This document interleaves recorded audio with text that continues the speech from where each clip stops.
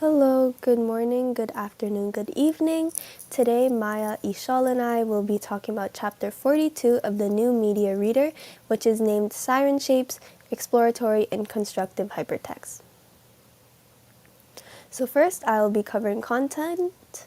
In terms of when the article was published, through the contents of New Media Reader, we found that the article that Joyce has written was published in 1988.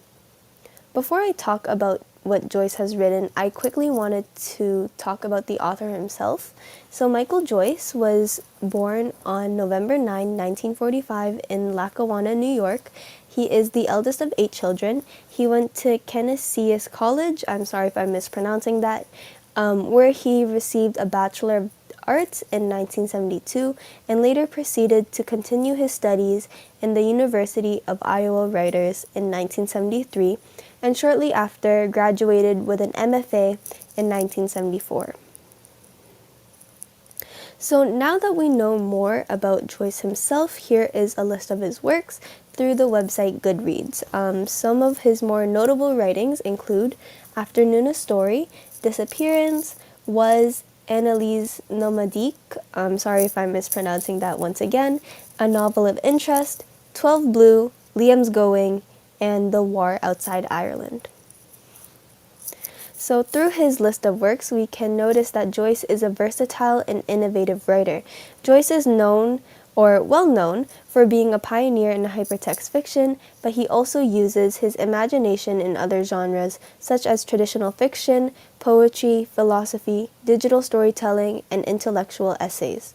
In addition to examining historical, spiritual, and creative topics, his work has a profound interest in the ways that technology affects culture and consciousness.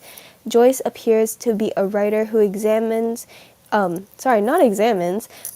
who combines experimental narrative forms with a wide range of intellectual study, making him an elaborate and creative figure in both literature and new media.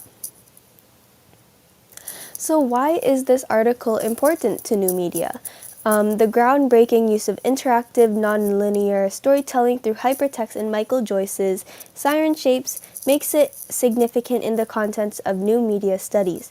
Joyce's work also helped establish digital literature as a valid form of artistic expression by advancing the view of digital text as fluid and variable. His investigation of digital media raised important issues in the study of new media, including authorship, power, and writing. So now I will be handling the rest to Maya and Ishal. Maya will be taking care of the summary, and Ishal will be talking about the ideas today.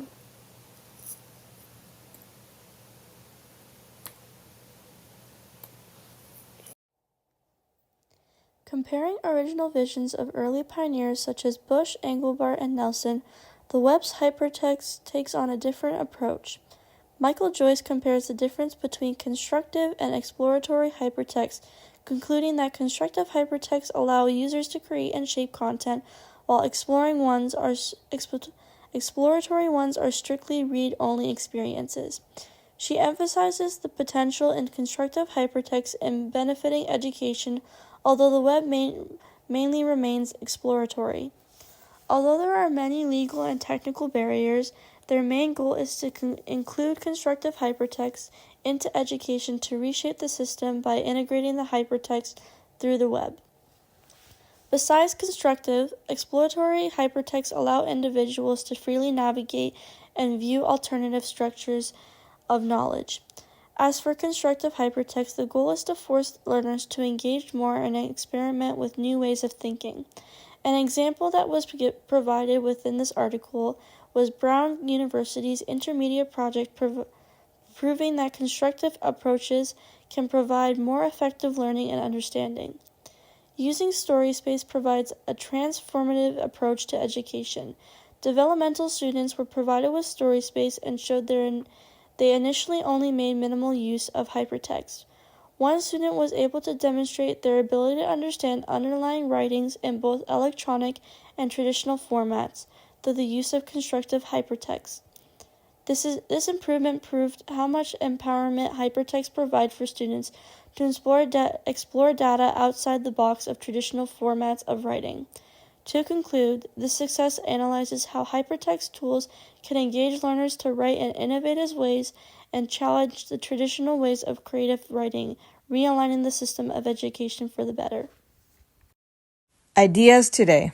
Michael Joyce's article addresses many issues that exist in our digital age and how we experience information on the internet today. Joyce's ideas about these complex webs reflect our daily navigation through social media, online sites, and digital platforms.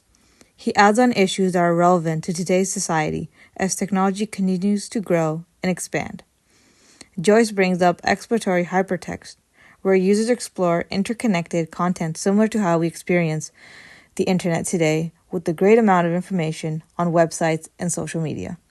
Emphasis on non-linear storytelling represents interactive entertainment like video games and films where users can influence the outcome. Finally, Joyce's article speaks on the impact that digital spaces have on mental health. As information grows and the pressure of online identity becomes more popular, this can affect our well-being and mental state. Michael Joyce's concept of hypertext is a beneficial thing as it encourages engagement and offers more dynamic and creative ways of exploring and taking in information.